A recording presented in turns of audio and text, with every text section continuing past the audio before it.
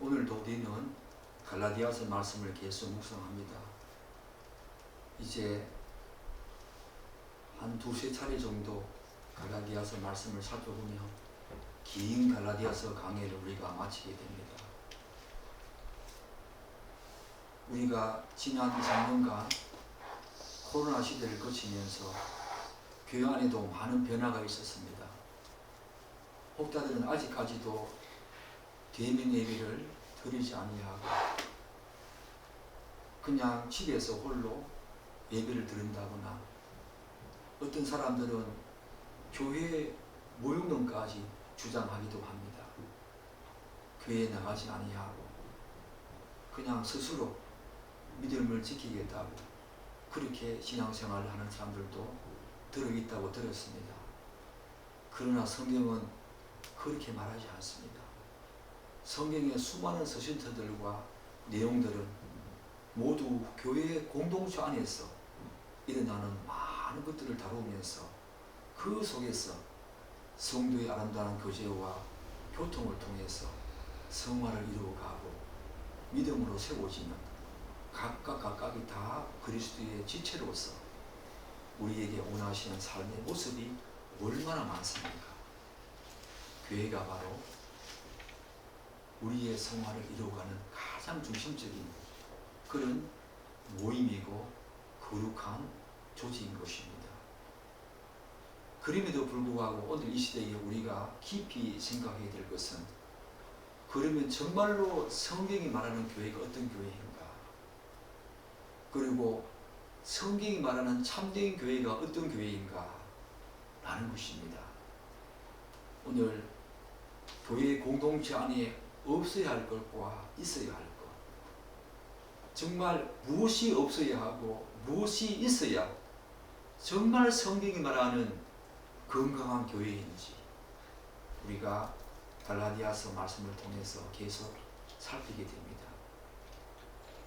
2, 3주 동안 우리는 하나님께서 그분의 십자가 사역을 통해서 우리에게 주신 자유, 그 자유를 하나님의 뜻과 이웃을 사랑하기 위해서 어떻게 사용하고 활용해야 되는가, 두 가지 원리를 살폈습니다.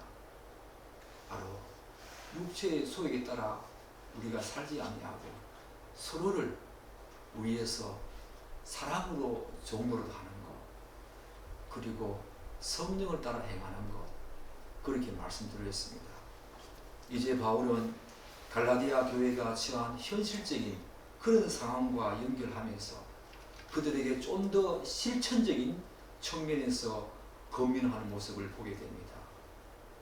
오늘은 먼저 교회 안에 없어야 하는 내용, 즉 소극적인 측면과 또한 반드시 있어야 될 적극적인 측면을 5장 24절에서 6장 4절까지 이 내용을 통해서 다루고 있음을 보게 되었습니다.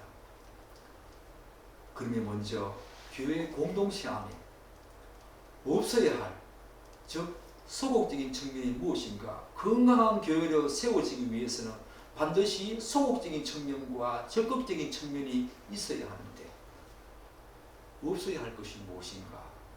우리 5장 24절 한번 읽겠습니다. 그리스도 예수의 사랑은 육체와 함께 그 정욕과 탐심을 십자가에 못 박았느니라.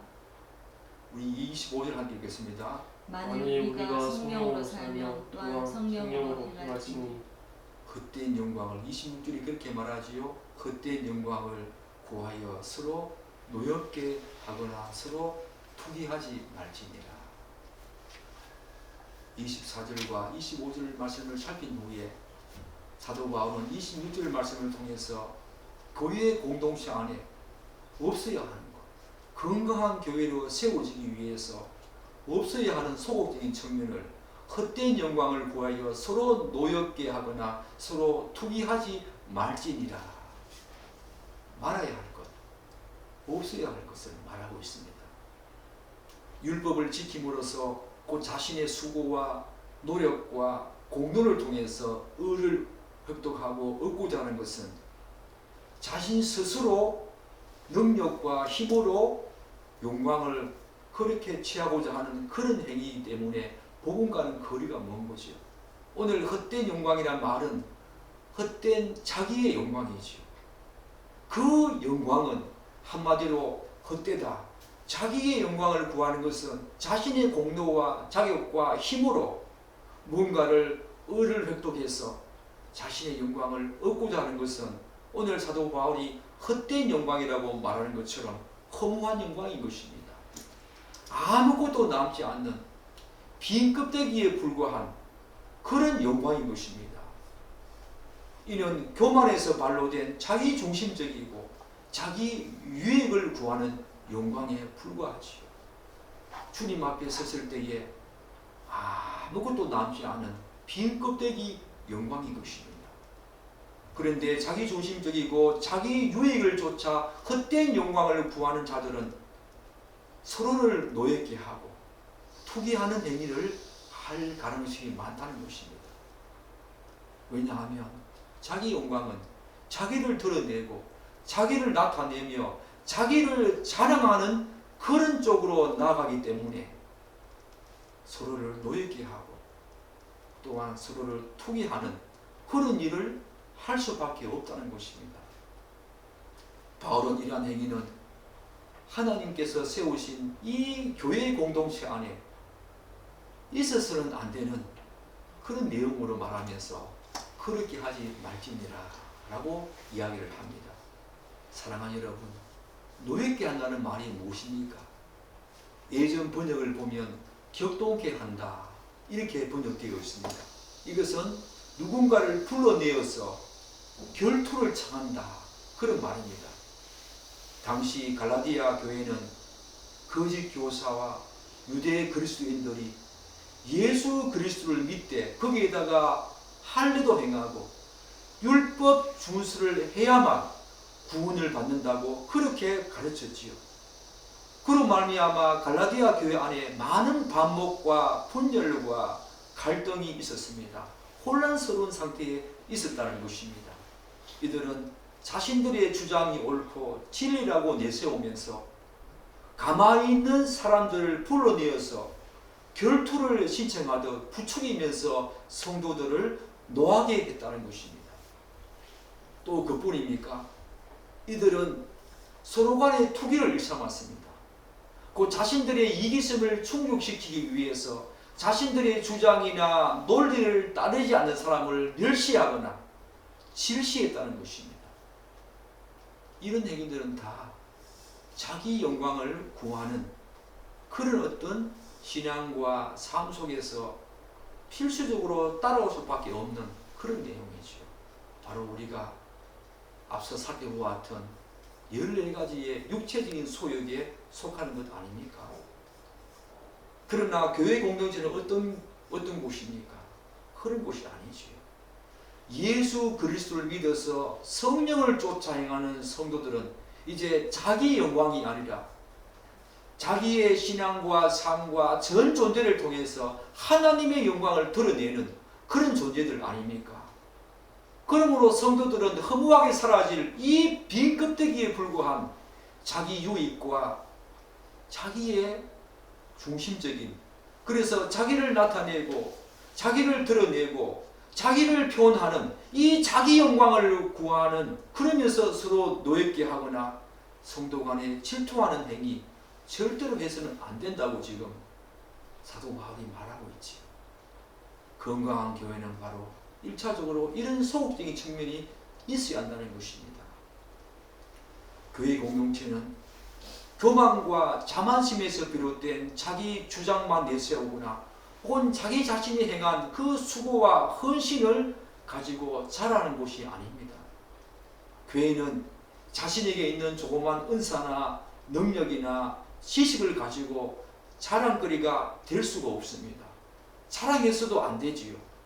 그러한 행위는 결국 육체의 소욕에 따라서 사는 그런 행위에 불과하다는 것입니다. 사도 바울이 그렇기 때문에 이제 좀 더 실천적으로 갈라디아 교회에 좀 더 실천적으로 건강한 교회, 이렇게 많은 혼란과 분쟁과 분열이 있는 이 갈라디아 교회가 앞으로 건강한 교회로 세워지기 위해서는 먼저 이런 소극적인 청년들, 서로 투기하거나 서로 노예게 하는, 자기 영광을 구하면서 그렇게 하는 행위가 없어야 한다라고 지금 말하고 있는 것입니다. 그렇다면 그렇게 해야 하는, 이 자기 영광을 구하면서 서로 노예게 하거나 서로 투기하지 말아야 될 결정적인 이유가 무엇입니까? 우리 5장 24절 한번 읽겠습니다. 그리스도 예수의 사람들은 육체의 힘께 그 정욕과 탐심을 십자가에 못 박았느니라. 그리스도 예수의 사람들은 육체와 함께 그 정욕과 탐심을 십자가에 못 박았다. 바로 이 이유 때문입니다. 본문에서 바울은 그리스도 예수의 사람들이라고 말하지요. 이 말은 본문의 맥락상 성령의 인도하심을 따라 사는 사람이지요. 앞에서 살펴보았던 성령의 9가지 열매를 맺으며 살아가는 사람들을 사도 바울은 그리스도 예수의 사람들이라고 지금 말하고 있습니다. 그들이 누굽니까? 바로 예수 그리스도와 함께 자신의 정욕과 탐심을 십자가에 완전히 못 박은 사람들입니다. 사랑하는 여러분, 그런데 제가 질문 하나 드리겠습니다. 여러분들은 정말 예수님께서 지신 그 십자가를 졌습니까? 오늘 분명히 본문은 예수의 사람들은 육체와 함께 그 정욕을, 탐심을 십자가에 못 박았다 하는데, 여러분이 십자가 지신 적이 있습니까? 여러분의 육체가 십자가에 올라가서 예수님이 당하신 그 십자가에서 여러분이 고통 가운데 죽었습니까? 여러분이 십자가 진 적이 있냐 말입니다. 그렇지 않습니다. 그런데 왜 바울은 이런 말을 하는가? 예수와 함께 탐심과 정욕을 십자가에 못 박았다, 우리가 그렇게 했다고 말하고 있습니다. 이 말이 무슨 말입니까? 예수 그리스도는 우리 대신 모든 죄짐을 지시고 십자가에 돌아가지 않았습니까? 따라서 예수 그리스도를 믿는 성도는, 성경은 그렇게 말하지요. 예수 그리스도를 믿는 성도는 그분과 함께 연합되어진다. 그래서 연합된 자로서 예수와 함께 우리의 정욕과 모든 탐심을, 모든 육체적인 소욕을 십자가에 못 박은 것과 마찬가지다라고 말합니다. 그러므로 성도는 이제 더 이상 육체의 소욕에 따라 사는 사람들이 아니지요.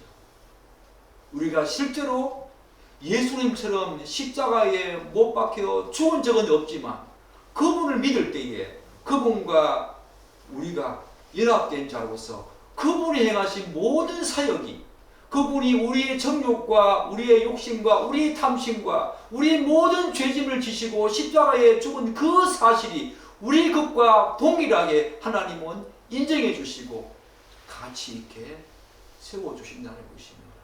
그러므로 사도 바울이 지금 이 말을 하고 있는 것입니다. 다른 말로 표현을 하면 자기의 영광을 구하는 존재들이 아니라 이제 성령 하나님의 인도하심에 따라 성령을 따라 사는 사람들이기 때문에 우리는 더 이상 내 영광을 구하면서 이제 우리의 서로를 노엽게 하거나 서로를 질투하는 행위를 하지 않는다는 것입니다. 그러므로 과거 육체적인 소욕을 따라 살 때와 같이 자기를 자랑하기 위해서 서로를 노엽게 하거나 또한 자신과 타인을 비교하면서 다른 사람들을 투기하는 그런 행위를 하지 않는다는 것입니다. 왜 그렇습니까? 예수 안에서 이제 새로운 피조물, 새로운 존재가 되었기 때문입니다. 그럼에도 불구하고 여러분 마음속에 아직까지 서로를 시기하고 질투하고 노엽게 하는 마음 있지 않습니까?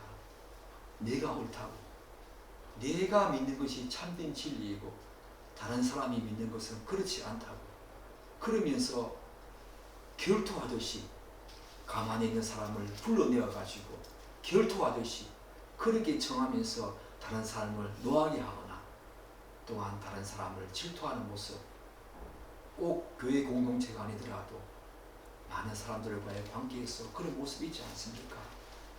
그런 것은 예수 그리스도와 함께 십자가에 못 박힌 사람의 삶과 생각이 아니지요.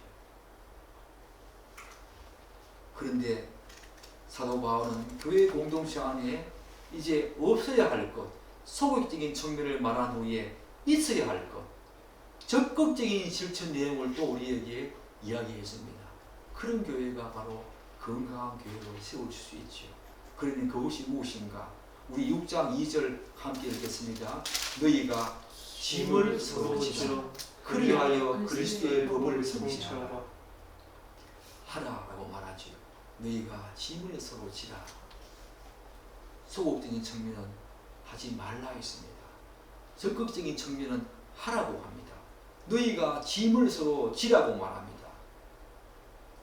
여기서 짐은 영어로 load, 그런 짐이 아니라 어떤 사람이 범죄함으로 말미암아 혼자 감당할 수 있는 수고와 고통, 무거운 짐을 말합니다. 어떤 사람이 범죄함으로 말미암아 혼자 감당할 수 없는 그 무거운 짐. 왜 이 짐이 그렇게 해석되냐 하면은 1절이 이 사실을 잘 암시해 주시오. 1절에서 6장 1절에서 뭐라고 말합니까? 만일 무슨 범죄한 일이 드러나거든 이라고 말합니다. 그러면서 너희가 서로 짐을 지라 이렇게 말하지요. 신약 성경에서는 이 짐을 수고나 고통으로 번역되기도 했습니다. 다른 곳에서는. 그리고 여기서 지라 이런 말은 단 일시적인 한 번뿐만 아니라 계속해서 그러한 것을 힘쓰라 그런 말입니다. 그러므로 너희가 서로 짐을 지라 이 말은 어떤 지체가 교회 공동체 안에 어떤 지체가 범죄함으로 인하여 혼자서는 감당할 수 없는 그런 수고와 고통 가운데 있을 때에 그것을 그냥 내버려 두지 말고 함께 나누어서 계속해서 힘쓰라 그런 말이지요. 앞에서 보았듯이 갈라디아 교회에 몰래 들어온 거짓 교사들과 유대 그리스도인들은 할례뿐만 아니라 율법까지 준수해야만 한다고 그들을 가르치고 미혹했습니다. 그 가르침에 갈라디아 많은 성도들이 혼란에 빠졌겠지요. 그리고 어떤 이들은 그것으로 말미암아 범죄함으로 말미암아 감당하기 힘든 고통과 수고 가운데 있었던 사람들도 있다는 것입니다. 이 말의 맥락을 보면은 그들의 가르침에 범죄해서 진짜 율법을 준수함으로 진짜 하늘을 받아야 구원을 받을 수 있다고 하면서 그렇게 범죄하는 하나님의 율법을 지킴으로 말미암아 구원을 얻는다고 하는 그런 어떤 행위로 나아가면서 하나님의 법에 복음에 범죄하는 그런 사람이 있었다는 것입니다. 그뿐만 아니라 자신의 삶 속에서도 수많은 자범죄로 인한 그런 어떤 죄도 지었겠지요. 그 죄로 말미암아 고통당하고 또한 수고하는 무거운 짐에 눌린 그런 자들과 함께 계속해서 그들의 짐을 나누어서 함께 지라 그런 말입니다. 다른 사람이 지고 가는 그 짐을 지는 것이 아니라 이 문맥에서는 범죄함으로 말미암아 상대방이 교회 지체가 고통하고 수고할 때에 그냥 마냥 보지 말고 그 수고와 고통을 함께 나누어서 지라. 그들의 수고를 나의 수고로 알고 그들이 범죄함으로 말미암아 애통하고 있는 그 모습을 내가 동일시하면서 그 지체와 동일시하면서 그 수고와 고통을 함께 나누면서 계속 가라 그 말이지요. 사랑하는 여러분, 이러한 어떤 범죄함을 볼 때 일반적인 사람들은 두 가지 모습을 드러내겠죠. 한 가지는 범죄한 자들을 돌아보기는커녕 오히려 그들을 정죄합니다. 바리새인들처럼 나는 그들과 다르다 하면서 자기를 오히려 더 드러내는 모습으로 나아가지요. 극단적으로는 그들과 상종하지도 않습니다. 바리새인들처럼. 바리새인들이 죄인들과 상종했습니까? 세리들과 상종했습니까? 그들의 범죄함과 그들의 존재 가치를 보면서 그들은 상종하지도 않았습니다. 한 부류가 그렇게 나가겠지요. 그들은 자신들과 그들을 비교해서 스스로 어렵다 여기면서 그들의 범죄함에 대해서 판단하고 정죄합니다. 그것도 자기 주관적인 잣대를 가지고 기준을 가지고 말입니다. 또 다른 한 부류가 있겠지요. 어떤 부류겠습니까? 그들의 범죄함에 대해서 별다른 관심을 갖지 않고 그냥 지나치는 경우입니다. 이를테면 그들과 나는 아무런 관계가 없고 그들의 범죄함에 내가 연루된 것도 아니고 내가 관여한 것이 아니기 때문에 아예 무관심하거나 외면한다는 것입니다. 그런데 본문에서 바울은 그러한 어려움에 처한 수고와 고통을 가지고 무거운 그런 짐을 지고 있는 그 지체들을 어떻게 대하라고 지금 말하고 있습니까? 그들을 비난하거나 정죄한다거나 혹은 그들과 나가 아무 상관이 없으니 그냥 무관심하거나 외면하지 말고 계속해서 범죄함으로 말미암아 그들이 지고 있는 그 수고와 고통을 나도 함께 나누면서 그렇게 계속해서 힘써서 나아가라 이렇게 말합니다. 이것이 바로 교회 공동체 아닙니까? 이런 교회 공동체의 특징을 모르는 사람들은 교회의 무용론 옳지 않지요. 교회가 바로 이런 곳입니다. 이런 것이 교회 공동체 안에서만 분명히 있어지는데 어떻게 교회가 무용론, 교회가 필요 없다, 쓸모없다고 말할 수 있겠습니까? 그리고 교회만 왔다 갔다 하는 그런 사람들이 어떻게 이 교회의 복됨을, 이런 교회의 복됨을 누릴 수 있겠습니까? 어떻게 알겠습니까? 교회는 그런 곳이 아니지요. 그런데 사도 바울은 너희들이 서로 짐을 지라 그렇게 말하면서 그렇게 해야 될, 짐을 서로 져야 될 두 가지 이유를 말합니다. 우리 6장 2절 한번 읽겠습니다. 너희가 짐을 서로 지라 그리하여 그리스도의 법을 성취하라. 첫 번째 이유가 뭡니까?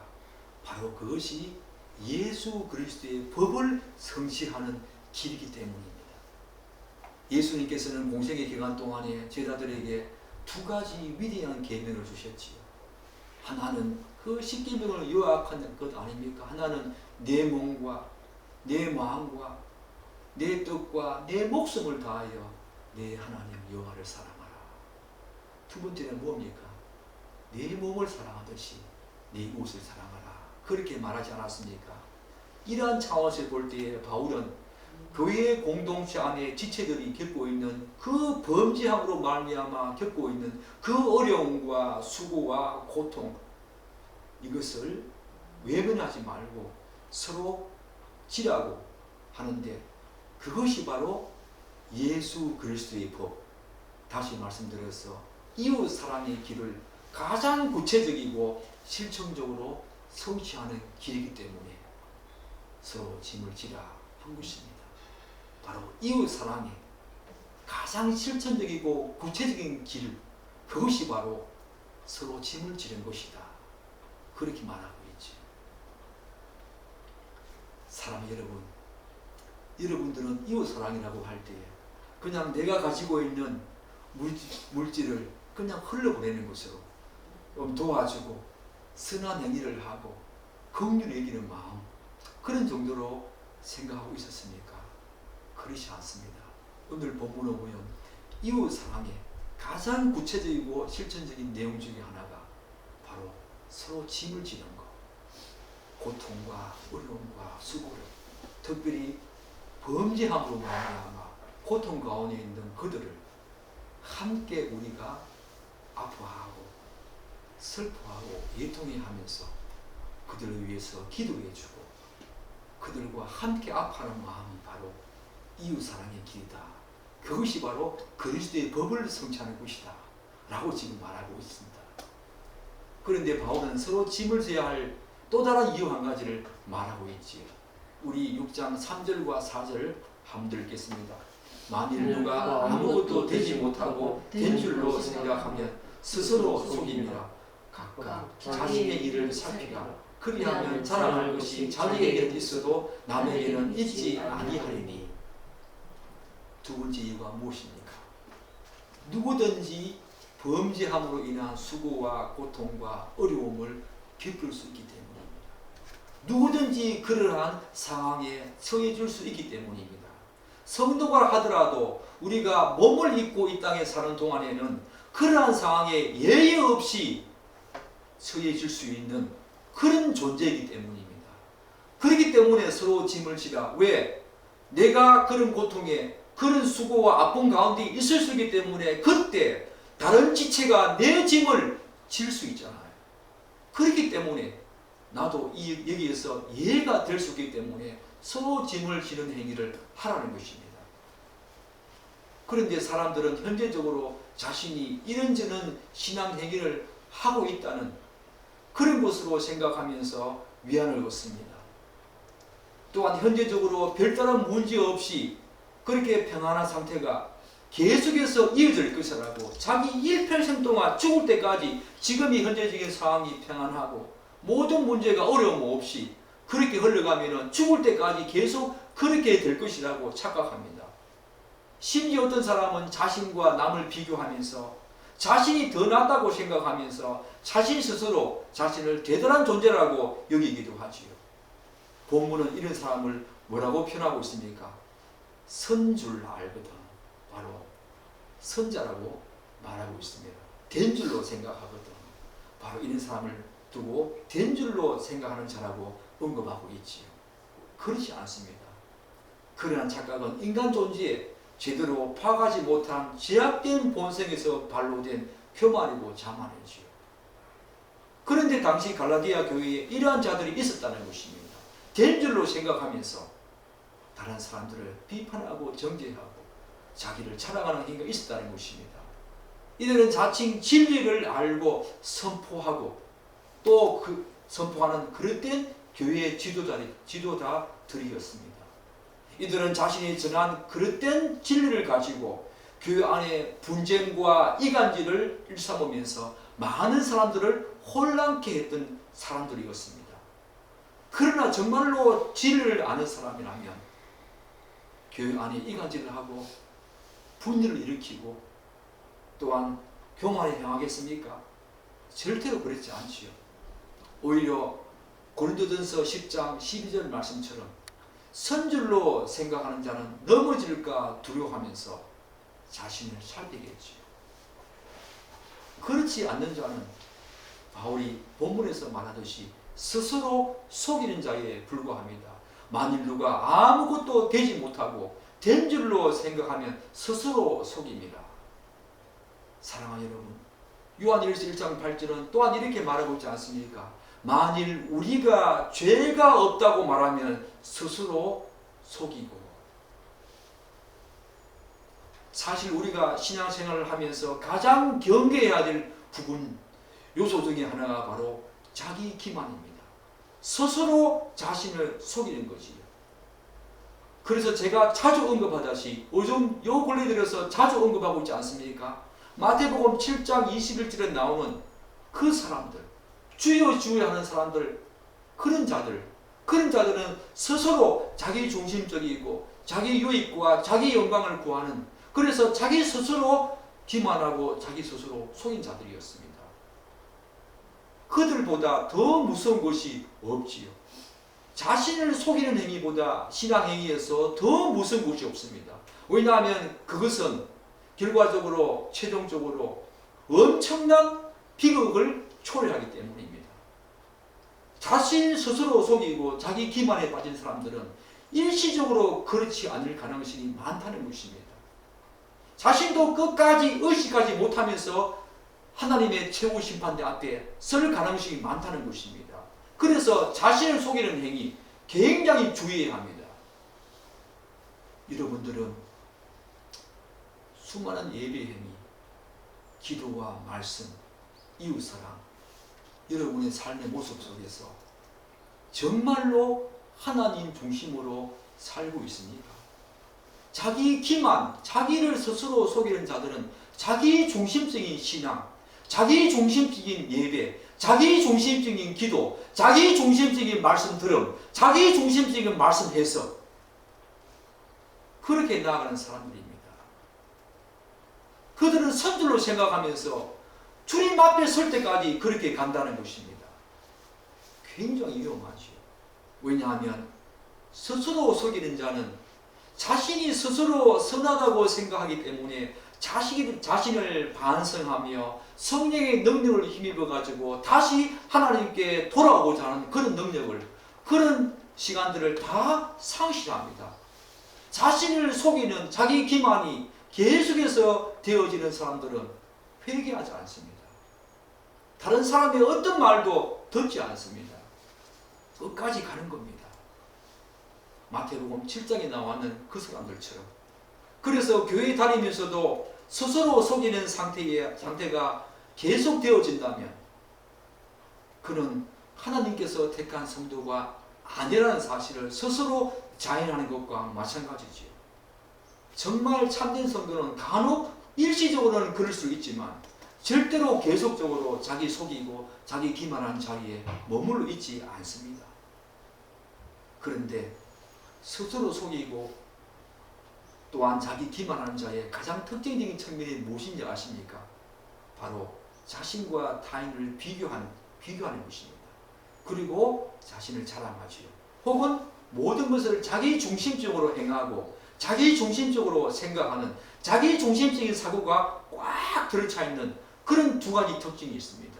자신과 타인을 비교하면서 자신을 자랑하거나 아니면 자기 중심적으로 하나님 중심이 아니라 하나님을 믿는다고 말은 하지만 교회에 그렇게 다니지만 모든 예배와 신앙의 행위와 그가 하는 모든 말과 행동들이 그 기질을 살펴보면 철저하게 자기 중심적이라는 것입니다. 예배도 자기 기분에 따라 예배를 드리고 말고 하는 것입니다. 자기 시간에 따라 예배를 마음대로 조정하지. 오늘은 내가 이런 사정이 있으니 예배는 다음에 드리지. 그게 바로 자기 중심적인 예배 아닙니까? 하나님의 귀한 말씀이 떨어졌을 때에 이것은 내가 지킬 수 있으니 내가 그 말씀은 수용하겠다. 근데 이것은 안 되니 내가 빼겠다. 자기 중심적인 말씀 해석 아닙니까? 또한 자기 중심적으로 오늘 자신의 기분과 감정을 위안해주고 뭔가 위로해주면 좋은 설교였다, 은혜였다 라고 말합니다. 그러나 죄를 지적해주고 또한 돌이키게 하면은 그 말씀에 대해서는 별로 그렇게 탄탄치 않죠. 다 자기 중심적으로 해석을 합니다. 받아들이고 말씀도 그렇게 선택적으로 받아들이는 것. 그게 바로 자기 중심적인 자기 기만과 자기를 스스로 속이는 신앙행위지요. 헌상도 마찬가지입니다. 하나님이 주신 것에 감사해서 드리는 것이 아니라 자기 중심적으로 이만큼 많이 헌신했으니 이만큼 많이 헌상했으니 하나님께서 분명히 복 주시겠다라고 하는 그런 마음으로 헌금을 한다는 것입니다. 자신을 드린다는 것입니다. 헌신과 수고도 다 자기 중심적으로 그렇게 흘러간다는 것입니다. 자기 중심적인 사고에 젖어있는 사람은 예배만 그런 것이 아닙니다. 모든 신앙행위가 다 그렇다는 것입니다. 마태복음 7장 21절에 나와 있는 그 사람들입니다. 자기 중심적인 이 자기 기만과 스스로 속이는 행위만큼 우리에게 무서운 것은 없습니다. 여기서 벗어나야 합니다. 된 줄로 생각하지만 그렇지 않다는 것입니다. 사랑하는 여러분, 그런데 안타깝게도 자기를 속이는 이 행위에 사로잡힌 사람들은 제가 방금 말씀드린 것처럼 심지어 누구 앞까지 그런 모습을 보입니까? 예수님 앞에서까지. 평생 동안 스스로 자신을 속이면서 자기 기만하면서 살아왔다는 것입니다. 예수님은 다 아십니다. 나는 너를 모른다. 불법을 행하는 자들아. 자기 중심적으로 행하는 모든 신앙행위와 예배와 기도와 말씀, 헌상은 불법을 행하는 것. 왜요? 하나님 뜻대로 하나님 중심으로 행하는 사람이 아니기 때문에 불법을 행하는 자들입니다. 저는 이 말씀을 깊이 새겨봅니다. 깊이 새겨봅니다. 나는 과연 예배와 기도와 말씀과 헌상 모든 신앙행위에서 내 중심적으로 그렇게 하고자 하는가? 스스로 나를 속이면서 기만하면서 하나님 중심으로 살아간다고 그렇게 생각하지 않는가? 여러분, 된 줄로 생각하면 안 됩니다. 스스로 속이는 행위에 불과한 것입니다. 오히려 바울은 스스로 속이는 자에게 어떻게 말합니까? 우리 6장 4절 한번 읽겠습니다. 각각 자기의 일을 살피라. 그리하면 자랑할 것이 자기에게는 있어도 남에게는 있지 아니하리니. 각각 자기의 일을 살피라고 권면합니다. 너 자신을 살펴보아 와 일맥상통하는 내용이지요. 1절에 보면 너 자신을 살펴보아 라는 말이 나오지 않습니까? 그것과 4절에서 각각 자기의 일을 살피라. 스스로 속이는 자에게 자기의 일을 살피는 것이 그만큼 중요하다는 것입니다. 물론 여기서 말하는 자기 일은 내가 교회에서 하는 직분과 어떤 의무 그런 것이 아니지요. 자신의 신앙과 삶을 살피라는 것입니다. 그런데 본문에서 말하는 이 살피라는 말의 의미가 뭔가 하면 금을 재련하는 과정 속에서 그 원석에서 순금을 만들어내듯이 신중한 행동을 의미한다고 합니다. 따라서 성도가 스스로 속이는 자가 되지 않기 위해서는 자신의 신앙과 모든 삶의 행위에서 원석에서 순금을 재련하는 그런 아주 세심하고 세밀하게 신중하게 자신의 삶을 돌아보고 살피라는 것입니다. 대충 그렇게 넘어가지 말라는 것입니다. 그래야 하면 또 자신이 스스로에게 속는 것입니다. 다윗의 삶처럼. 그래서 자신 속에서 범죄한 것이 드러나고 죄가 드러나거든 속히 하나님께 범죄한 것으로 알고 회개하는 삶을 살았던 다윗처럼 그렇게 신중하게 세밀하게 자신의 삶을 돌아보라는 것입니다. 그 길이 스스로 자신을 속이는 그런 길로 나아가지 않는 가장 중요한 신앙의 모습으로 나아가는 길이라는 것입니다. 사랑하는 여러분, 자신을 살피는 자의 특징이 어떤 것입니까? 고린도 15장 10절 이렇게 말합니다. 그러나 나의 나된 것은 하나님의 은혜로 된 것이니 내게 주신 그의 은혜가 헛되지 아니하여 내가 모든 사도보다 더 많이 수고하였으나 내가 아니요 오직 나와 함께 하신 하나님의 은혜라. 빌립보서 4장 13절은 또한 뭐라고 말합니까? 내게 능력 주시는 자 안에서 내가 모든 것을 할 수 있다라고 말합니다. 자신을 살피는 사람은 자신의 현재적인 상태와 신앙의 모든 모습이 절대로 자신의 능력과 힘으로 된 것이 아니라고 고백하게 됩니다. 그렇기 때문에 자신과 타인을 비교하면서 자신을 사랑할 것이 없지요. 타인에 대해서 절대로 경거망동한 행동을 하지 않습니다. 모든 것은 하나님의 은혜이기 때문에 나의 나된 것은 하나님의 은혜라고 말한 그 사도 바울처럼 자신을 자랑하지 않지요. 자신을 살피는 사람은 절대로 자신을 자랑하지 않습니다. 하나님의 은혜다. 오히려 어떻게 합니까? 본문대로 각각 자기의 짐을 지지요. 우리 5절 말씀 보면 각각 자기의 짐을 지라 이렇게 나오지요. 이 5절 말씀에 자기의 짐을 진다는 말은 여기서 짐은 우리가 6장 2절에서 말한 서로 짐을 지라 한 그 짐과 한글은 똑같지만 다른 의미입니다. 이때 이 짐은 일반적으로 군인들이 행군할 때 지는 짐을 가리킵니다. 2절의 짐과 확연히 다른 것이지요. 모든 성도는 하나님께서 각자에게 주신 사명과 의무가 있습니다. 자신이 살피는 사람은 타인과 자신을 비교하면서 자신에게 있는 좀 나은 점을 자랑하거나 혹은 타인을 그것 가지고 비방하지 않습니다. 또한 하나님께서 자신에게 주신 일과 의무를 다른 사람에게 미루거나 위탁하지 않습니다. 그런 불성실한 모습으로 나아가지 않습니다. 작은 일에 충성하는 사람들이지요. 충성을 다해서 자신에게 맡겨주신 그 사명과 의무를 다한다는 것입니다. 사랑하는 여러분, 이 지점에서 우리는 굉장히 중요한 사실을 하나 발견하게 되어집니다.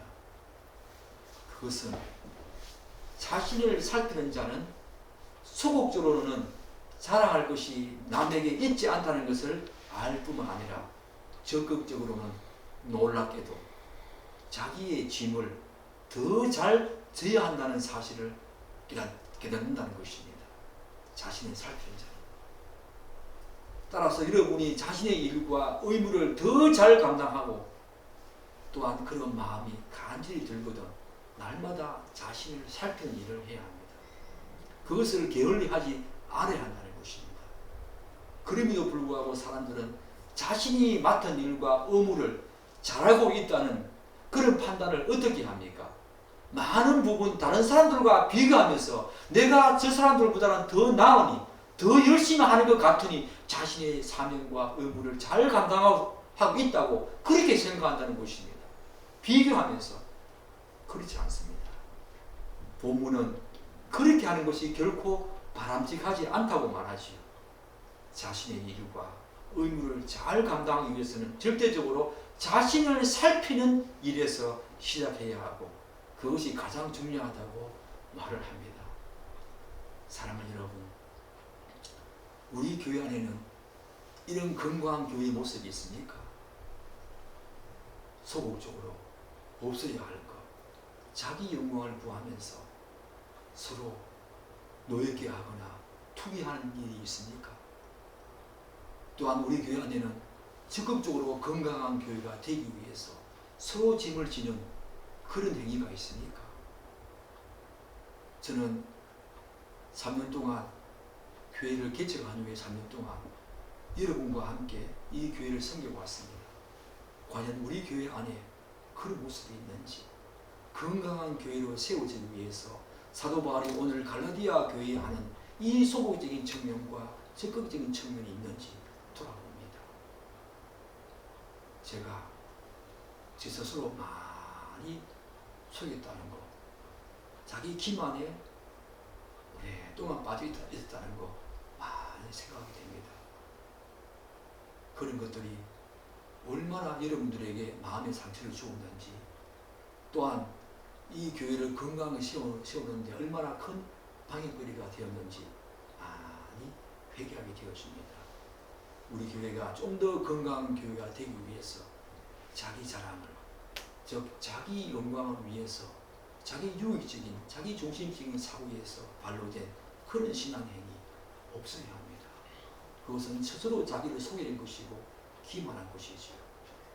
또한 스스로 우리에게 주어진 귀한 의무를 잘 감당할 뿐만 아니라 서로의 짐을 서로 져야 합니다. 고통 가운데 있을 때에, 수고하고 어려움이 있을 때에 내 일처럼 다른 사람을, 다른 지체를 동일시하면서 그들의 수고와 아픔을 함께 나누고 계속 힘쓰는 사람이 되어야 합니다. 여러분과 저에게 그런 은혜가 있기를 기대하고 축복합니다. 기도하겠습니다.